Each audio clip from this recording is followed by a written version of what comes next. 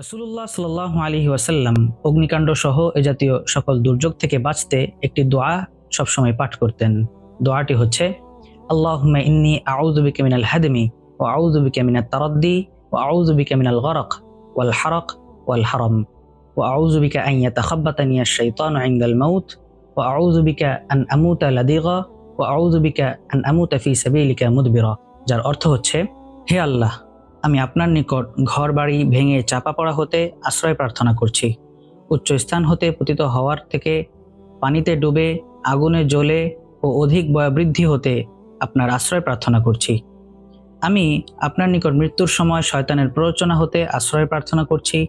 আমি আপনার নিকট যুদ্ধের ময়দান থেকে পলায়নপর অবস্থায় মৃত্যু হতে আশ্রয় প্রার্থনা করছি, এবং আমি আপনার নিকট সাপ বিচ্ছুর দংশনজনিত কারণে মৃত্যুবরণ থেকে আশ্রয় প্রার্থনা করছি।